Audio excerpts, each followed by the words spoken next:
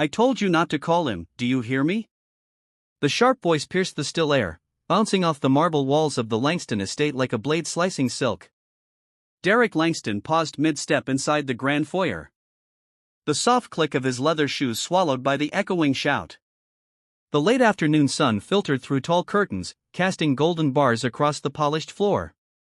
In one hand, he held a handmade Italian teddy bear, the gift he'd brought home for his daughter. But his smile faded.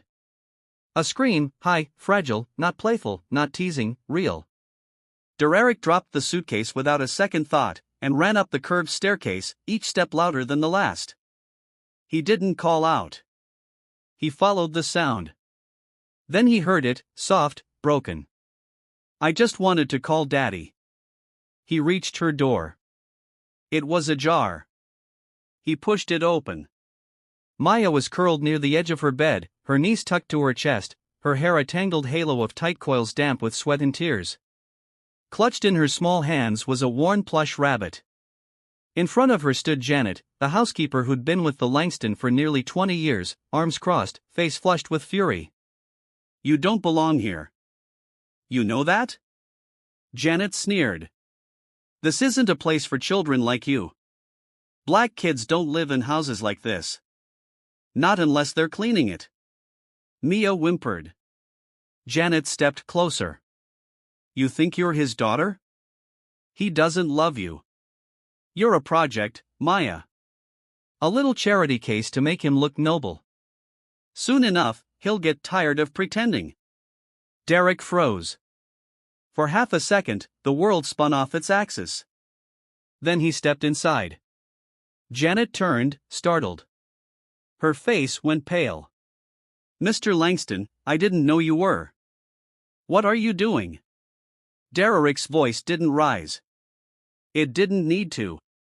It sliced through the tension like cold steel. She's yelled at me. Janet stammered. I was only trying to discipline.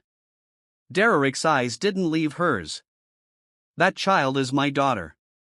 Janet's mouth opened, but no sound came. He crossed the room in 2 strides and knelt by Maya. Her eyes met his, wide, red, pleading.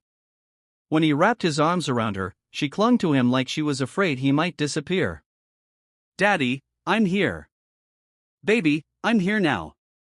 He didn't look up at Janet. He didn't need to. His voice was steady. Leave this house right now. But Mr. Langston, I said now. He reached over and pressed the intercom. Travis, come upstairs to Maya's room. Escort Janet off the property immediately. No conversation. Travis responded within seconds. As Janet left, head low, not a word more was spoken. Her footsteps vanished down the hall. Derek stayed where he was. Maya curled into his chest, her small body shaking. I didn't mean to make her mad, she whispered. She said I didn't belong, that you'd send me back. The words tore at him. He looked around the room, plush toys, designer furniture, a private bathroom, a shelf of books from around the world, and yet none of it had made her feel safe. He held her tighter. Maya, he said softly. I chose you. I didn't adopt you to look good in a photo. I adopted you because you are my daughter. No one gets to tell you different. If your heart ached or you felt a connection with Maya, hit that like button to show you're listening to the voices that need to be heard. And don't forget to comment where you're watching from. You might be surprised to find someone nearby watching this very moment with you. But I'm not like everyone else here, she murmured. He gently lifted her chin. That's right. You're stronger, braver, and more loved than anyone in this house ever imagined. She didn't speak again. She only nodded, barely. Derek sat there long after the sun dipped below the horizon. He listened to her breathing slow, watched her finally close her eyes. Outside the window, the sky faded to deep blue. Inside, a father sat beside his daughter, silent, but certain, knowing in his bones that justice would not come from silence, that from this moment on, love would not be distant or delayed. Tonight, he would begin to make things right, not with power, but with presence. Derek didn't sleep that night. He sat in the leather chair beside Maya's bed, one hand resting gently on her back as she slept. Every few minutes, her breath would catch like she was fighting a memory in her dreams. And each time, Derek would whisper, "You're safe, baby. Daddy's right here." At dawn, when the soft amber glow crept through the curtains, he finally stood. His joints ached, his shirt was wrinkled, and his eyes were bloodshot, but none of it mattered. What mattered was the quiet rise and fall of Mia's chest. Finally, steady, he made his way downstairs, his mind still reeling from the night before. He replayed Janet's words over and over. "You don't belong here. Black kids don't live in houses like this." Derek had built this home, every inch of it, a testament to his rise from nothing. Born in South Central LA, orphaned at 9, shuffled between relatives until he was 16, then alone.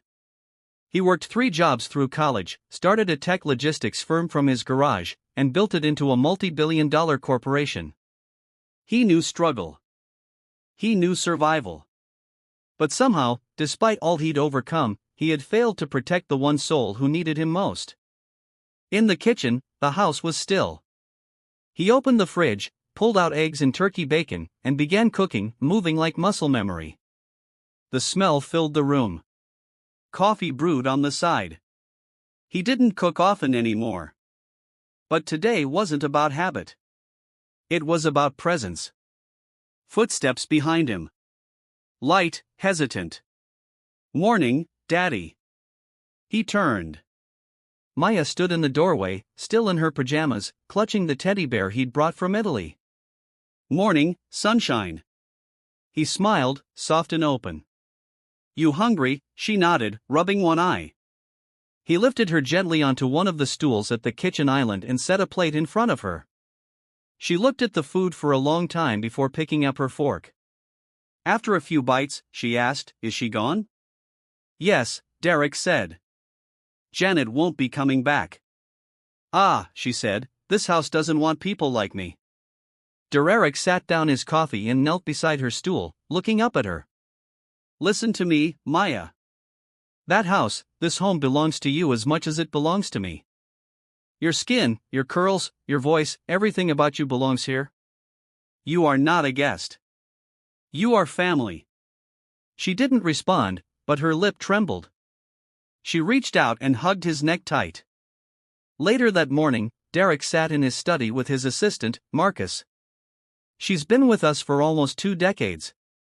Marcus said, stunned. "You sure about this?" "She emotionally abused my daughter," Derek replied. "I don't care if she worked for me 20 years or 20 hours. She's done. We'll handle the severance." Quietly, Derek nodded. "No press, no drama, but I want full access to the staff records. Every complaint, every schedule, start with the past 6 months." Marcus scribbled notes. "You think this was a pattern?" "I think I've been blind," Derek murmured. That evening, Derek did something he hadn't done in over a year. He canceled all his meetings for the week. Instead, he picked Maya up from school himself. The moment she saw him standing by the school gate, her backpack hanging loosely and her curls bouncing, her whole face lit up. "You came?" "Of course I did," he said, taking her hand. They stopped for ice cream on the way home. Chocolate swirl with rainbow sprinkles for her, plain vanilla for him. He listened as she talked about art class, about how Mrs. Chu let them paint with their fingers that day. He laughed when she imitated her classmate Kevin's funny voice. At one point, she paused and asked, "Do you have to go away again soon?" "Not for a while," Derek said. She looked relieved. That night, as he tucked her into bed, Mia looked up at him and asked, "What's going to happen to the other people who work here?" "What do you mean? Do they think like her, Janet?" Derek sat on the edge of the bed. "Serious now?" "I don't know, but I'm going to find out. I don't want anyone to be mean again. I promise. I'll make sure this is a kind house. That's my job, to protect you." She smiled sleepily, her small fingers curling around his. "Okay. Night, Daddy." "Night, love." He stayed until she drifted off. Back in his study, Derek poured himself a glass of bourbon. The weight of the day finally settling. On the bookshelf behind him were photos, ribbon cuttings, interviews, awards. One picture caught his eye. A snapshot from the day he brought Maya home. She had been 5 then. Her arms clung to him like ivy, face pressed into his shoulder. He hadn't understood it at the time. He thought she was just nervous. Now he saw it differently. It was the grip of a child afraid the world would vanish beneath her feet.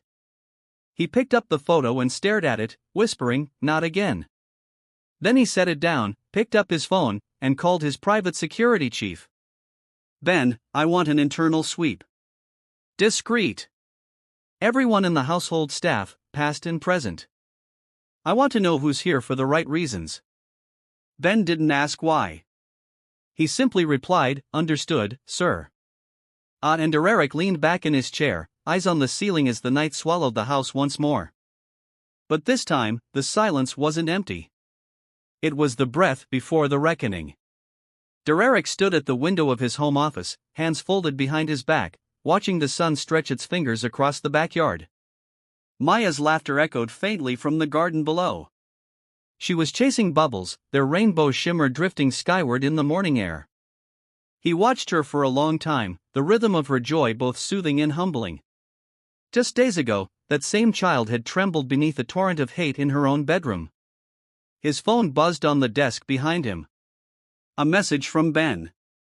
Security review complete. 3 flagged staff members. Report and footage attached. Derek opened the file, jaw tightening as he read. 3 employees saw long-term had complaints lodged against them. Subtle things. One had repeatedly referred to Maya as the rescue pup.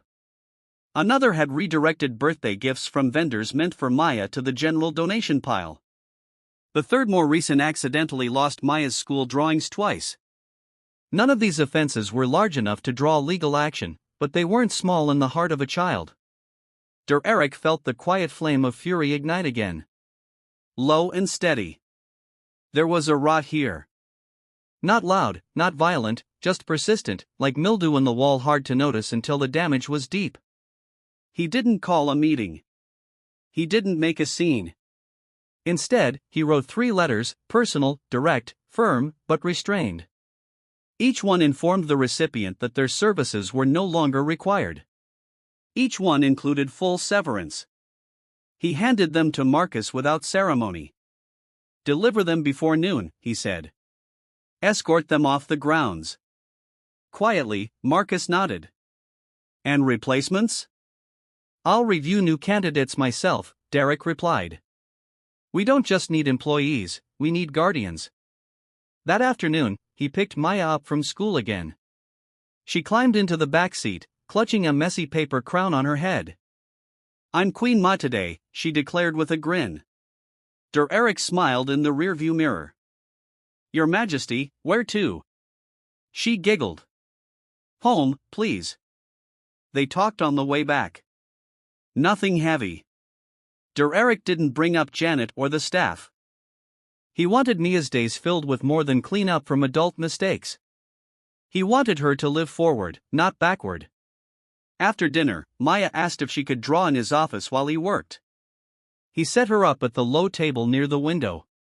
She hummed to herself as she colored, tiny feet swinging under her chair. At one point, she looked up and asked, "Daddy, did you have a dad?" Derek paused, pen in hand. "No," he said quietly. "Not one who stayed." Then how do you know how to be one?" He turned to her, smiling. "Because I know what it feels like not to have one." She blinked, then nodded. "That makes sense." And just like that, she returned to her drawing. Later that night, after she went to bed, Derek walked the halls of his home slowly, room by room, noticing things he hadn't in years.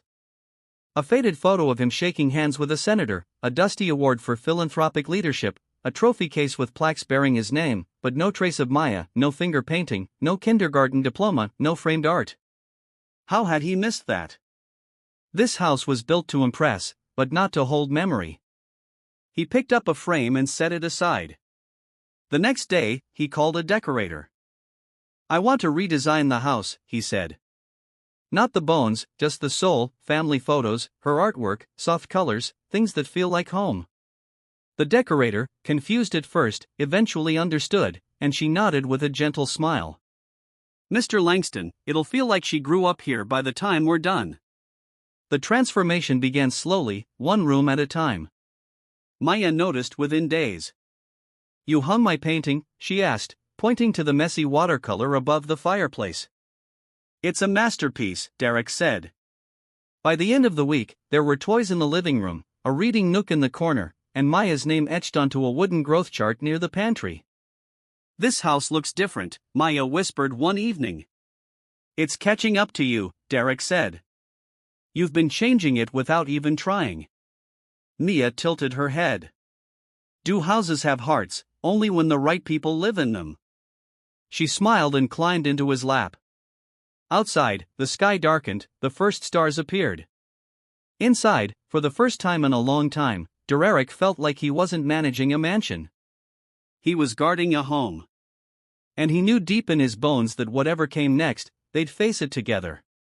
Because Maya wasn't just part of his life now. She was the center of it. It was a rainy Wednesday when Derek first noticed something odd tucked beneath Mia's pillow. He had come upstairs early, carrying a mug of warm chamomile tea and one of her favorite bedtime books. Mia was brushing her teeth in the adjoining bathroom, humming to herself a soft tune she often made up on the spot. The bathroom light spilled across the carpet in a narrow golden strip. As he smoothed out her comforter and fluffed her pillow, a folded piece of paper slipped to the floor. At first, Derek assumed it was a drawing. Maya often sketched animals and imagined castles when she was bored. But as he bent down and opened the small, crumpled sheet, his heart clenched. It wasn't a drawing.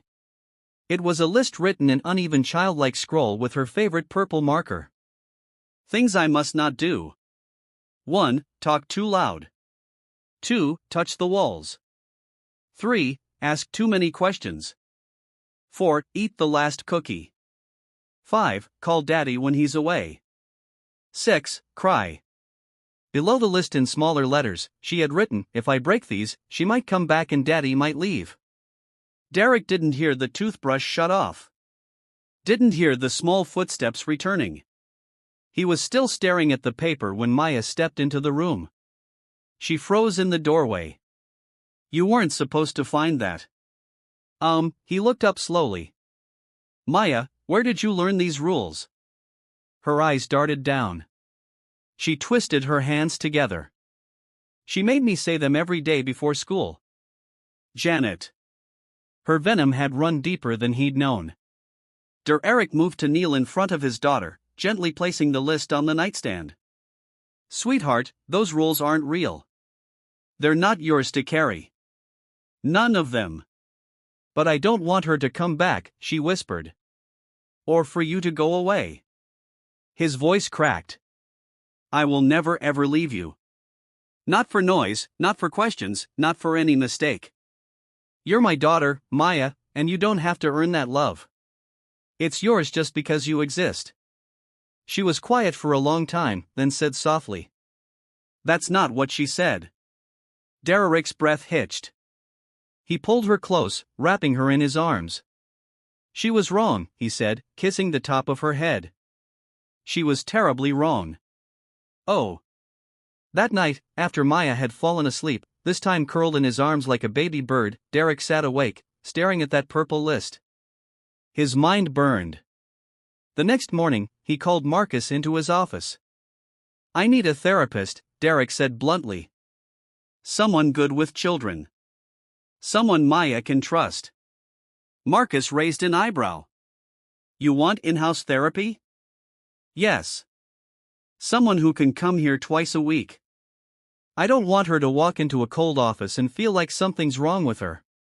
I'll put out the call," Derek hesitated. "And make sure it's someone who understands what it means to grow up black in a world that doesn't always see your worth." Marcus gave a quiet nod. "I know just who to start with." By the end of the week, Dr. Lucille Harper arrived. She was in her 60s with silver-streaked dreadlocks and a voice that wrapped around you like a warm blanket. A retired child psychologist from the VA. She had spent decades helping children of trauma find their footing. Her first meeting with Maya was over tea and cookies at the kitchen table. No clipboards, no questions, just stories about the time she'd fallen out of a tree as a girl, about her dog named Roosevelt who used to bark at squirrels but never chase them. Maya laughed. Not loud, not long, but it was real. By their third session, Maya drew a picture of a lion cub sitting next to a man in a suit. "That's me," she said. "And Daddy? He's the one with the big hands." When Dr. Harper asked about the lion's face, Mia said, "He looks scared, but he's strong anyway." Later that night, Derek sat in the living room with Dr. Harper after Maya had gone to bed. "She's healing," Lucille said. "But she's still carrying fear. Fear she doesn't know how to name yet." Derek looked into his untouched cup of coffee. "And me?" Lucille smiled gently. "You're carrying guilt. That's a different kind of burden. And if you don't name it, she'll think she caused it." That hit him harder than he expected. He walked upstairs and peeked into Maya's room. She was asleep, breathing even, her lion drawing on the bedside table. He sat beside her for a moment, brushing a curl from her forehead. In that quiet, he made a promise. And not in words, but in presence. He would not only be the man who built her a safer home. He would be the man who stayed. And little by little, they would both learn how to feel safe again. Together, Derek stood in front of the hallway closet outside Maya's room, his hand lingering on the brass doorknob. It had been weeks since Janet left. Weeks since Mia had begun therapy with Dr. Harper. The house was quieter now, but not hollow, just calm. Still, there were parts of it Derek hadn't touched. Corners that held more than dust. And this closet, this space right outside Maya's sanctuary, felt like one of them. He opened it slowly. Inside were cleaning supplies, old linens, a few storage bins. At first glance, nothing unusual, but something tugged at Derek's instincts. He crouched, pulling out the bottom bin, then the next, until he reached a small cardboard box at the very back, almost hidden behind a set of paint cans. It was Maya's. He knew it instantly, not because it had her name on it, but because of the way it had been taped and retaped, the way it was tucked away like a secret. Inside were drawings, crayon scribbled stories, a plastic bracelet made of green and yellow beads, a folded card that read, "To Daddy from Maya, I love you even when you're gone." Beneath it, another note, this one in Janet's handwriting. "Mr. Langston found this box while cleaning. Probably trash from her room. Thought you should decide what to do with it." Derek's chest tightened. His hands clenched around the note until the paper crumpled. Trash. That's what she saw. He took the entire box to his study. One by one, he laid the drawings across his desk. Each one was like a breadcrumb leading back to moments Maya had tried to share, only to have them dismissed, hidden, or thrown away, and he had never known, never asked. He picked up the beaded bracelet and turned it over in his hand. The elastic had stretched, but the colors were still bright. It looked like something she'd made with hope in her heart. That night after Maya had gone to bed, Derek stayed up sketching out a plan. The next morning he met with Marcus. "I want every security feed reviewed, blind spot, every disabled camera over the past 6 months." Marcus raised an eyebrow. "That's a lot of data." "Start with the dates Janet was on duty," Derek said. "Anytime we see a gap or tampering, I want to know." "You think she did more than just yell?" "I don't know what she did," Derek said grimly. "But I'm going to find out." 3 days later, Marcus returned with a file. "We found something." Derek opened the folder. Inside were screenshots, timestamped images from hallway cameras. On multiple occasions during Janet's shifts, the feed went black for 20 to 30 minutes. Always around Maya's room, always just after school hours. "We can't recover what happened during those gaps," Marcus said. "But the pattern is clear." She knew where the cameras were. She knew how to avoid them. Derek stared at the images. His hands trembled. This wasn't just emotional abuse. It was strategic, calculated. Janet had isolated Maya in every way. She made it so no one would see, Derek murmured. He leaned back, his eyes closed, letting the anger rise and then settle. Reacting wouldn't help Ma. Acting would. He picked up his phone and dialed. Ben, it's Derek. I want a child protection consultant, not legal, psychological. Someone who specializes in long-term impact. Understood, sir. That evening, he sat with Maya as she worked on a jigsaw puzzle in the den. Can I ask you something? He said gently. She nodded, eyes still on the puzzle. Did Janet ever tell you not to tell me things? Maya didn't answer right away. Then she placed a piece down and said, she said if I told I'd ruin your work, that you'd have to fire people and it would be my fault. Derek exhaled slowly. None of that is true. Nothing you could ever say would ruin anything.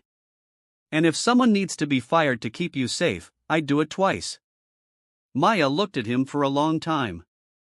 Then she said, even if I break a rule, there are no rules about hiding pain. He said, there never should have been. She moved closer and leaned against him. Later that night, Derek typed up a memo to his foundation's board. He wasn't just going to change the household. He was going to change the system. The next morning, he stood before the Langston Foundation staff and announced a new initiative, Safe Voices, nationwide grant supporting school counselors, child advocacy centers, and anonymous reporting systems for children in domestic care. This is not just about my daughter, he said. It's about every child who whispers into a pillow thinking no one will hear. I hear you now and we will make sure others do too. There was silence in the room. Then quiet applause. Derek didn't need standing ovations. He needed action. And now finally, he was ready to lead, not just as a CEO or a father, but as a man who had failed to listen and had learned how to start again. Maya sat cross-legged on the living room rug, her curls bouncing as she carefully threaded beads onto a string. The late morning sun spilled through the tall windows, casting golden light across the hardwood floor. Each bead was a different color, each one carefully chosen. Red for courage, blue for calm, yellow for Sundays, as she called them days when she felt safe and warm. Derek watched her from the armchair, a cup of coffee cooling in his hands. He hadn't told her about the foundation launch yet. Not the speech, not the media buzz, not the way the board had unanimously approved a multi-million-dollar pilot for Safe Voices. It wasn't time. This moment, the simple act of beating mattered more than headlines. He stood and walked over, crouching beside her. What are you making? A bracelet, she said, not looking up. For Dr. Harper. She likes green. He smiled. That's thoughtful.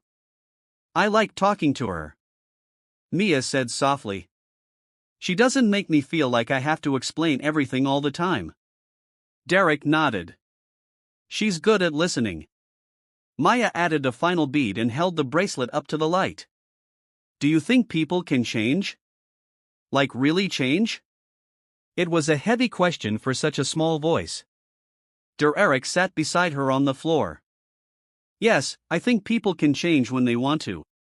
And when they know why they have to, she looked at him. Did you change? He didn't answer right away. I think I'm still changing, he admitted. Every time you trust me with something new, I change a little more. That seemed to satisfy her. She slid the bracelet off the string and into a small velvet pouch. I want to give it to her tomorrow, she said. Derek touched her hand. Can I come with you? Maya looked surprised. You've never come to therapy with me. I know, he said, but maybe it's time I listen, too. The next day, they arrived at Dr. Harper's office together. It wasn't a sterile clinic or a cold building. It was a small craftsman home with a garden out front and wind chimes hanging by the door. Inside, the living room had been transformed into a warm, inviting space bookshelves filled with picture books, soft blankets, and two worn armchairs angled toward each other like old friends. Maya handed Dr. Harper the pouch. I made you something. Dr. Harper's eyes softened as she opened it. This is beautiful, Maya. Thank you. Derek sat down across from them, hands folded. I was hoping, he said, that maybe I could join today just to listen. Dr. Harper nodded. Of course, for a few minutes, they just talked about dreams and coloring and how Maya's school had announced a spring play. Then Dr. Harper leaned forward. Maya, is there anything you wish your dad knew? But you're not sure how to tell him. Maya looked at her lap. I wish. She hesitated. I wish he knew how many times I almost said something. But I thought I'd ruin everything like if I made him worry. Then he'd leave. Derek felt a punch to his gut. He forced his voice steady. I don't want you to ever think your feelings are too heavy for me. That's my job to carry them when you need me to. Maya looked up at him. I didn't want to be extra. I didn't want to be a problem. You are never a problem, Derek said. Not one part of you is too much.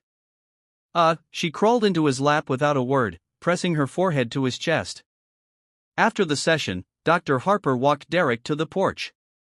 She's made remarkable progress, she said.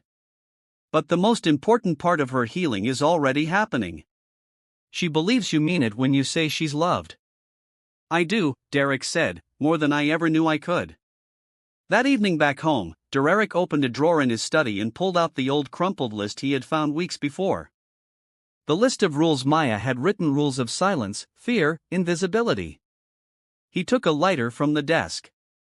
Outside on the stone patio beneath the stars, he held the paper in his hand and lit the corner. The flame curled through each rule one by one until the paper turned to ash. He scattered the remains into the wind. From the doorway, Maya watched, arms crossed over her pajamas. What was that? She asked. Just something that doesn't belong to us anymore. Huh? She nodded and stepped outside, slipping her small hand into his. The wind was cool, but her fingers were warm. And in that stillness, Derek knew this wasn't just a new beginning for Mia, was a new beginning for him, too. Not as a savior. Not as a CEO, as her father. And finally, he was learning how to be one. Derek pulled into the school parking lot 10 minutes before the final bell rang. The rain tapping softly on the windshield like a slow metronome. He hadn't picked Maya up midweek in months, not because he didn't want to, but because the foundation in business consumed every spare hour. But things had changed. He had changed. Now he carved out time like it was sacred. Because it was. He stepped out of the car, umbrella in hand, and walked up to the covered sidewalk just as the double doors opened. A rush of laughter and backpacks and the squeak of sneakers filled the air. Children spilled out like confetti, some running into waiting arms, others skipping into buses. And then he saw her. Maya spotted him instantly and lit up like a sunrise. Daddy! She ran to him, her curls bouncing, her purple raincoat flapping behind her. He knelt and opened his arms. She crashed into his chest, damp and warm and full of joy. He lifted her easily. Guess what? She said as he carried her toward the car. Mrs. Adams picked me to read the announcements next week. Derek buckled her in and grinned. That's amazing, sweetie. You going to tell the whole school what's for lunch? Pizza and applesauce. She laughed. But I think I'll also say something cool at the end, like be kind or be quiet. He chuckled. That's a pretty good motto. She nodded proudly. As they drove home, Maya hummed to the radio, tapping her fingers on the armrest. Derek couldn't help but glance at her in the mirror, marveling at how much had shifted in just a few months. The shadows under her eyes had faded. Her shoulders no longer curled inward like she was trying to disappear. She was blooming. At dinner that night, Derek brought up an idea that had been sitting quietly in the back of his mind. Hey, kiddo, he said, swirling spaghetti onto her plate. How would you feel about inviting some friends over next weekend? A little backyard get-together. Just fun, games, maybe a movie night. Ma's eyes widened. At our house? Of course. Maybe a couple parents, too. We'll have lights in the trees and snacks, and you can show them your tree swing. She hesitated. Can I invite Amani and Kevin? You can invite anyone you want, Derek said. A slow smile spread across her face. Even Mrs. Chu from art class. Even Mrs. Chu. The idea took off from there. Maya grabbed paper and markers and started sketching invitations, each one with a cartoon version of their house and little stars above it. Derek watched from the kitchen doorway, something warm blooming in his chest. This wasn't just a party. It was a declaration. Maya was ready to let people into her world again. The next few days were a whirlwind. Derek hired a small catering team. Marcus coordinated lighting. Travis, the head of security, scoped out the entire yard and installed extra gate sensors just in case. Maya, meanwhile, buzzed with excitement, placing balloons in her favorite spots and selecting a playlist of songs she liked to sing in the car. Derek let her lead. It wasn't about perfection. It was about her ownership, her joy. When Saturday finally arrived, the backyard glowed with soft fairy lights strung from the oaks. A projector was set up against the back wall. Bean bags and picnic blankets were scattered across the lawn. The scent of popcorn, mini hot dogs, and fresh lemonade floated in the warm spring air. Guests trickled in, kids in colorful hoodies, parents holding Tupperware, teachers in denim jackets. The first time Maya introduced Derek as her dad that evening, he caught the tiny catch in her throat quickly covered by a smile. But it was there, and he understood why. Naming love out loud still felt like a risk sometimes. But each time she said it, the grip of the past loosened. Midway through the movie, Maya climbed into Derek's lap on the large outdoor beanbag and leaned back against his chest. "You're not working tonight," she whispered. "Nope. You're not going anywhere tomorrow." "Nowhere but pancakes and cartoons." She smiled without looking up. "This is the best night ever." Derek kissed the top of her head. "Mine, too." As the movie played on and the stars blinked above them, he looked around the yard at the laughter, the life, the light. This wasn't just healing. This was wholeness. And for the first time in a long time, Derek Langston knew exactly who he was. Not the CEO, not the donor, not the success story. He was Maya's father, and that was the most important title he would ever hold. The Sunday morning, after the backyard gathering, sunlight poured through the linen curtains of the breakfast nook. Derek stood by the stove, flipping pancakes while Maya sat cross-legged on the counter, humming a made-up tune. Her hair was still a bit wild from sleep, and she wore his oversized Langston Foundation hoodie, the sleeves covering her hands. "Do pancakes taste better on Sundays?" she asked, sniffing the air dramatically. "Only if you do the syrup dance," Derek replied, sliding a golden brown pancake onto a plate. Maya giggled. "What's the syrup dance?" He gave her a playful shrug. "You'll have to make one up." She hopped off the counter and performed an impromptu shuffle across the tile floor, ending with jazz hands. That was award-worthy," he said, handing her the plate. They ate together by the window. The sounds of birds outside mixing with the occasional clink of forks on plates. The peace was real, deep, earned. But by early afternoon, the quiet was interrupted by a call from Marcus. "Derek," he said, voice low. "You need to see something." Derek stepped into his office and shut the door. Marcus sent a link, and when Derek clicked it, a video began playing. It was a podcast episode's small mall audience. Amateur production, but the title alone made his stomach drop. The truth behind Derek Langston's adopted image. The screen showed a blurry photo of him and Maya walking hand in hand. The host, a sharp-voiced woman with a cynical grin, spoke over the image. "You know what's sad? When billionaires adopt kids just for image points. PR sympathy. A little girl placed in a mansion she doesn't belong in. Raised by a man who's never once spoken publicly about why he really took her in." Derek closed the laptop, his jaw clenched, and not because of the insult to him, but the implication about Maya, that she was a prop, a decoration, that her belonging could be questioned by someone who'd never met her. He called Marcus back. "Do we know who's behind it?" "Name's Leah Breener, online commentator, right-wing shock podcaster. She's looking for controversy to grow her numbers." Is it spreading? Not yet. A few fringe shares, but if it hits the right circles. Derek looked out the window at the backyard. The swing still hung from the oak, swaying gently in the wind. I'm not responding with lawyers. Not yet. Then what? I'm going to answer it my way. He hung up and walked into the kitchen where Maya was coloring on a placemat. Sweetheart, he said gently. Would you want to help me tell our story about us? She blinked like in a book. No, more like a short video. Just us talking about what makes our family real. She tilted her head. Would I get to pick what I wear? He smiled. Absolutely. 2 days later, Derek invited a small production team, trusted folks who'd filmed Langston Foundation spots before. Nothing fancy, just a camera, a light, and a mic in their living room. Maya wore her "I'm the Boss" t-shirt and Derek wore jeans and his oldest flannel. They sat side by side on the couch. Maya swung her feet.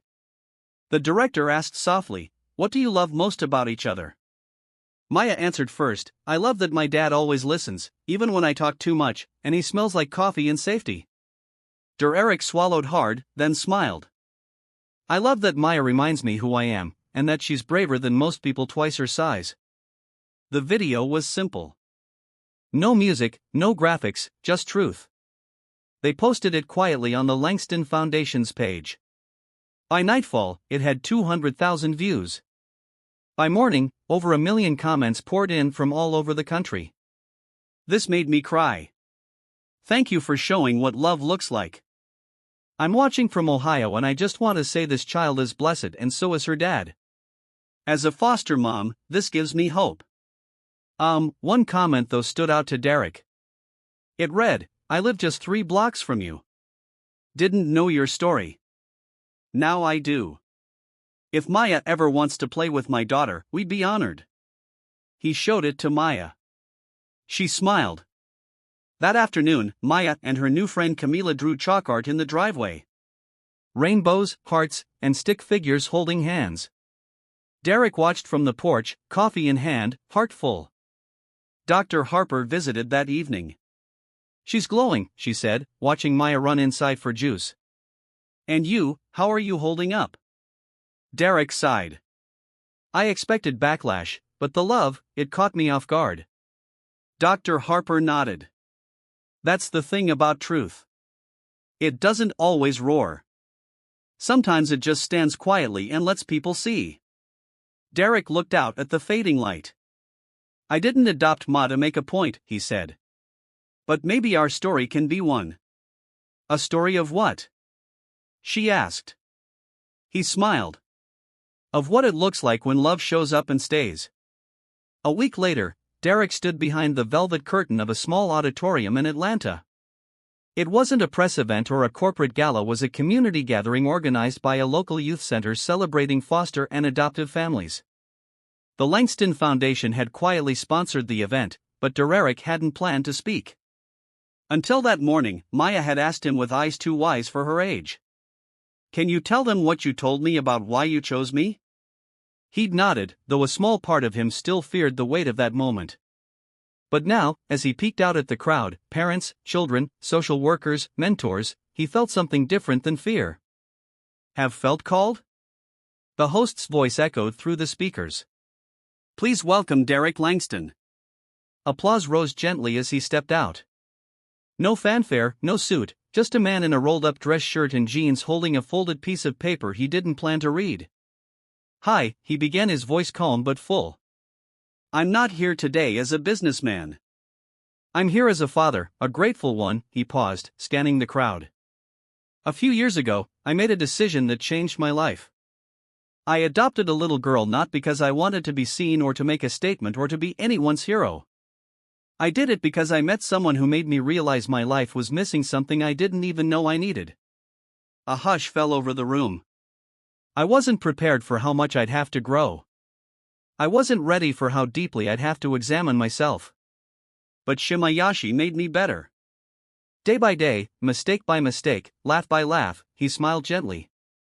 "She taught me that love isn't what you say, it's what you do when no one's watching. It's staying present. It's showing up. It's listening when your heart is too tired to speak.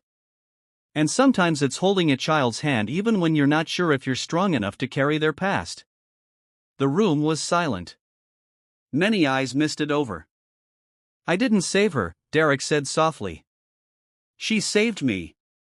And I know some of you know exactly what that feels like. When he stepped down, people approached with hugs, stories, thanks. A man in his 60s gripped Derek's hand and whispered, I raised 3 foster sons. Never heard anyone say it like that. Thank you. That night, back at home, Maya waited up. She was curled on the couch, blanket wrapped around her shoulders. Did you tell them? She asked. I did. She nodded like she already knew the answer. Were you nervous? A little. Did you cry? He laughed almost. I knew it. They spent the rest of the evening eating popcorn on the couch and watching old cartoons. But sometime before midnight, Maya sat up and said, Can I ask something big? Always.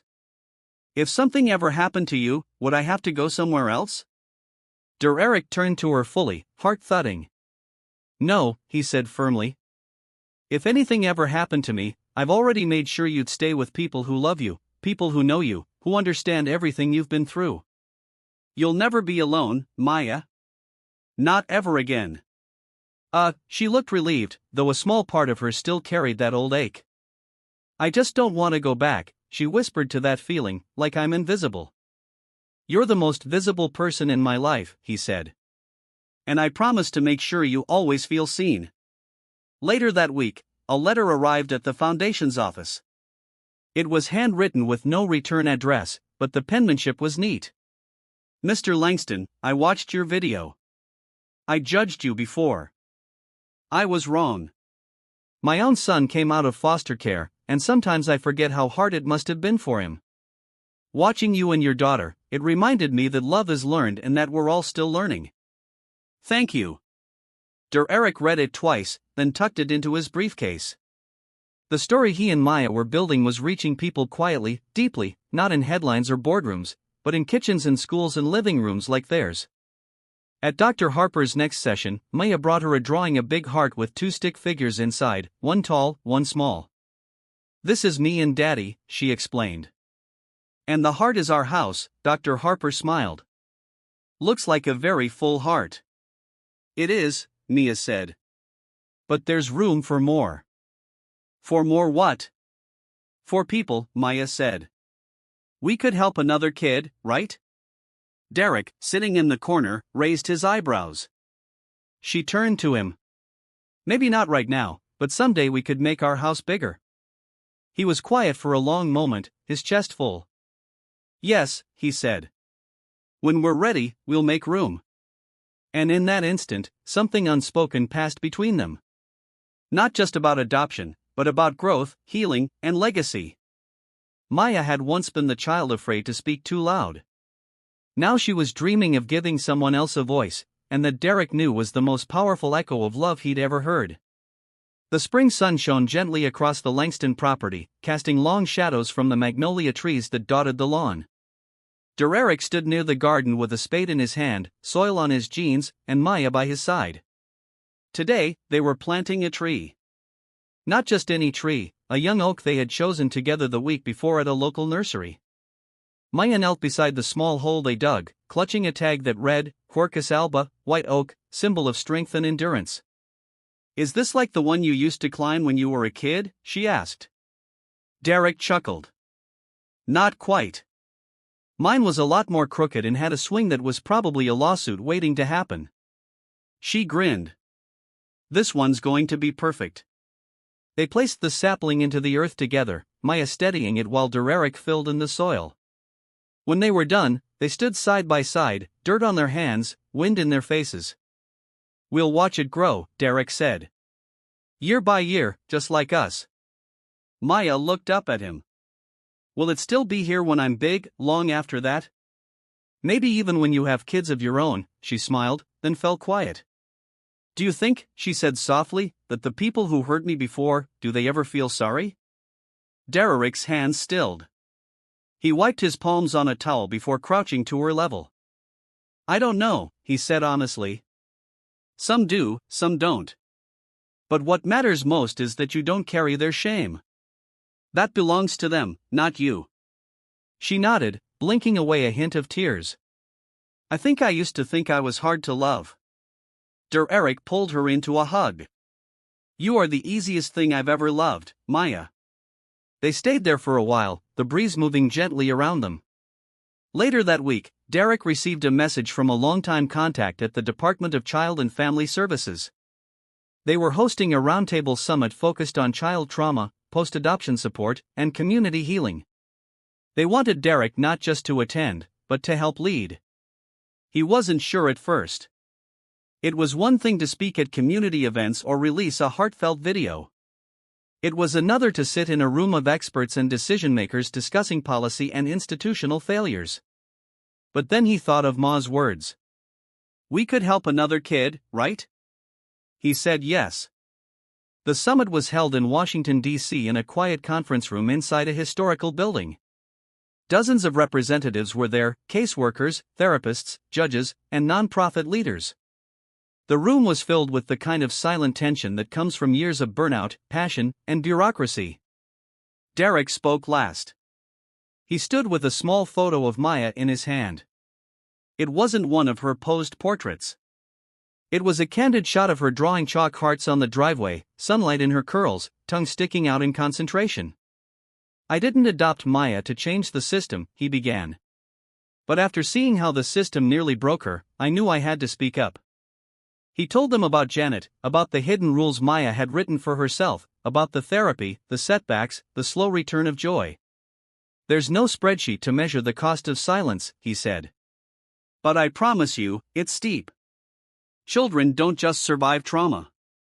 They carry it like an echo through every corner of their lives. And unless we meet them where they are with real empathy, they'll grow into adults still trying to unlearn fear." When he finished, the room was silent. Then slowly, hands began to clap. Afterward, a judge approached him. "We need more voices like yours in this space," she said. "Not just data, stories."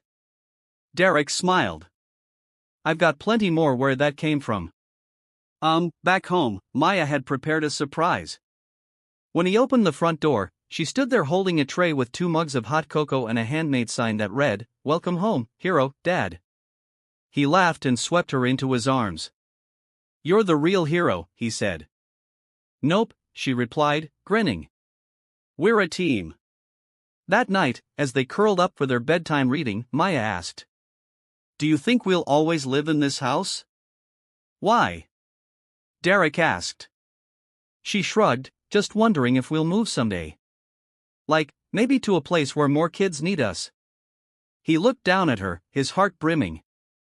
"I think," he said, "that wherever we go, we'll bring home with us because home isn't a place, it's the people in it." Mia snuggled closer. "I want to bring it to someone else someday." "You will," he whispered.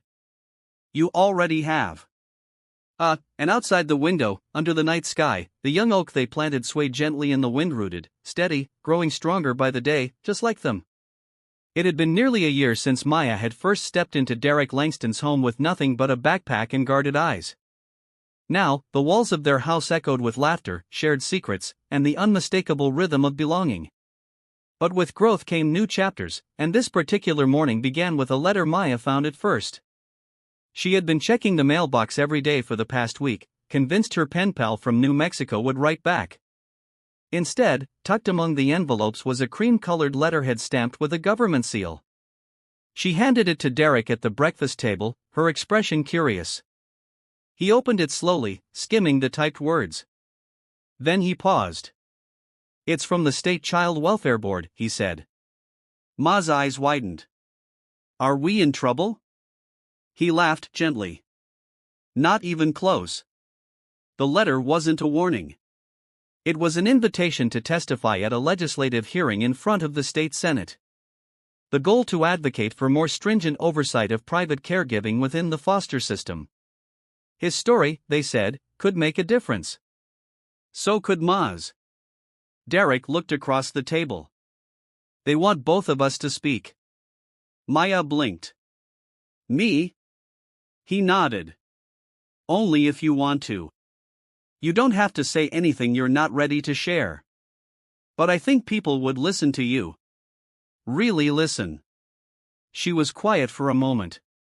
Then in her small but certain voice, she said, "Okay." The hearing was held 2 weeks later in the ornate chambers of the state capitol. Derek wore a navy blazer. Maya wore a dress with yellow flowers and small sneakers. She insisted on bringing her lion plushie in her backpack for backup. They sat together at the long table in front of the microphone. The room was filled with lawmakers, reporters, and advocates. Cameras blinked silently from the back. Derek spoke first, his voice calm and deliberate. He shared the timeline, how Maya had come into his life, how the system had failed her by allowing abuse to go unnoticed, and how love, consistency, and professional support had helped her begin to heal. He then placed a hand gently on Maya's shoulder. She leaned into the mic. "My name is Maya," she said. "I used to think I had to be quiet to be safe, but now I know that I'm allowed to speak and that when people listen, things can change." Her voice trembled slightly, but she kept going. "I don't remember all the bad things, but I remember how it made me feel like I was small and didn't matter. But then I got a dad who told me that I do and a doctor who helped me find my voice. And now I want other kids to know they're not broken." A senator leaned forward. "Thank you, Maya. That was incredibly brave." After the hearing, people approached them in the hallway. Social workers thanked them. Journalists asked for interviews. But Maya just wanted ice cream. They stopped at a small parlor on the way home. "Chocolate for her, black coffee flavor for him." "Do you think they heard us?" she asked between spoonfuls. Derek looked at her. "I think they'll remember everything you said." Back at home, things returned to their quiet rhythm. School, therapy, late-night stories. But something had shifted. Maya carried herself a little taller. Derek noticed she started correcting people when they mispronounced her name. When she introduced herself to new classmates, she looked them in the eye. She wasn't just healing, she was owning her space. One evening, Dr. Harper visited for dinner. They sat around the table eating baked chicken and mashed potatoes when Maya brought up a topic none of them expected. "I think I want to write a book." Dr. Harper smiled. "What kind of book?" "About how I learned to be loud again," Maya said. "Not like yelling loud, just voice loud. The kind that makes people look at you and not through you." Derek set down his fork. "That's a book I'd buy." Maya grinned. "You have to. You're going to be in it." They all laughed, but the idea stayed. In the weeks that followed, Derek helped her outline chapters 1. A snapshot of her journey. The quiet rules, the bracelet with the beads, the lion inside, the tree we planted. They wrote on weekends. Sometimes she dictated while he typed. Other times she curled up with a notebook and filled it with thoughts. In early summer, Derek contacted a friend in publishing. "We don't want a bestseller," he said. "Just something honest, something that reaches the right eyes." By mid-August, a small-run children's book titled Maya's Voice was printed and distributed through foster care networks and libraries. The illustrations were soft and colorful. Maya's words, simple but powerful, closed the final page. Even small voices make echoes, and sometimes those echoes build bridges. The first time she saw her book in print, Maya held it to her chest and whispered, "I'm real now." Derek wrapped an arm around her. "You've always been real, Maya. Now the world gets to see it, too." And they did. Not because of media campaigns or fame, but because of one girl's courage and the man who chose to walk beside her. Together, they turned pain into purpose. And their story was far from over. Autumn arrived quietly, dressing the trees in hues of amber and gold. The air turned crisp, and the evenings came sooner, casting longer shadows across the Langston home. Yet inside, the house was warmer than ever. Maya had started 5th grade, and every day she came home with a new story about a science experiment gone wrong, a friend who loved the same graphic novel, or a substitute teacher with a thick Boston accent. Derek listened to each tale with the attention of someone who knew these small moments were in truth the biggest ones. One evening, as they finished up dinner and cleared the plates together, Maya looked up at him with a familiar spark in her eyes. "Can we do Thanksgiving different this year?" she asked. "How do you mean?" Derek replied, rinsing the last plate. "I want to invite people who don't have anywhere to go," she said.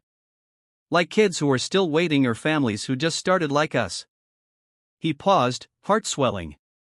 "That's a beautiful idea. I want them to feel what I felt last year." Maya continued. "That feeling like maybe everything is going to be okay." Derek knelt and hugged her. "Then we'll make it happen." A word spread quickly through the local network of foster care organizations and community shelters. Derek didn't want it to be a corporate-sponsored event. No banners, no logos, just long tables under tents, heaters to keep everyone warm, and enough food to remind people they mattered. On Thanksgiving Day, they opened their home and not just the backyard, but the heart of it. Volunteers arrived early, helping prep turkeys and sides. Maya stood at the door with a clipboard, welcoming each guest with a grin and a sticker that read, "Your family today." By mid-afternoon, the yard was filled with laughter, the clinking of utensils and the gentle hum of shared stories. Children played tag near the oak tree she and Derek had planted months ago. Some adults sat quietly, tears in their eyes as they took in the sentiment they hadn't felt this kind of welcome in years. Derek moved through the crowd, shaking hands, offering seconds, but always keeping Maya in his line of sight. She floated from table to table like a hostess twice her age, making sure everyone had what they needed. At one point, an older woman in a red scarf approached him. "You don't know me," she said softly. "My grandson is in foster care. I've been trying to get custody, but it's complicated. I almost didn't come today." Derek listened. "But your girl, Maya, she reminded me of him. Same eyes, same weight they carry. I just wanted to say thank you for reminding me there's still good people trying." Derek placed a hand over his heart. "Thank you for telling me that." As the sun began to set, Maya climbed up onto the makeshift wooden stage they had set for music and announcements. She tapped the mic nervously, her lion plushie tucked under one arm. "Hi," she said. "I'm Maya." The crowd quieted. "I used to think Thanksgiving was just about food and pie and being polite." A few chuckles rippled through the audience, but this year it feels different. "It feels like this is what it's supposed to be, a big family. Even if we don't all live together, even if we don't all know each other yet." She paused, swallowing. "I wanted to say that if you're here, it means someone sees you, someone wants you here, and I'm glad you came." Applause broke out, gentle at first, then stronger. Maya stepped down, cheeks flushed, eyes bright. Derek met her with a hug. "You just changed somebody's day." "I hope so," she whispered. Later that evening, after the last table was cleared and the final guests had gone, Derek and Maya stood under the oak tree wrapped in blankets. The leaves rustled softly above them. "Can we do this every year?" she asked. "We can do it as long as you want," he replied. "I want to remember," she said. "Not just what happened to me, but what came after." "You will," he said. "Because you're not just surviving anymore, Maya. You're leading." She leaned her head on his arm. "You think the tree will be really big next year?" "Bigger than both of us, I bet." They stood quietly for a while, watching the stars appear one by one. Inside, on the kitchen counter, sat a framed copy of Maya's voice. Her book now being used in classrooms across 3 states. Next to it was a note she had written on a sticky pad. "We used to be 2. Now we're more." Derek smiled every time he saw it. Because in the end, that was the truth of their journey. A girl who found her voice. A man who found his purpose and a love that rippled outward, making room for others to believe that healing is possible and that sometimes the family you build is the one that saves you. No matter how wealthy or powerful you are, nothing is more important than listening to and protecting the ones you love. A child's sense of safety and self-worth can't be secured with luxury. It takes presence, love, and timely action from a parent. Never stay silent in the face of injustice, especially when it happens within your own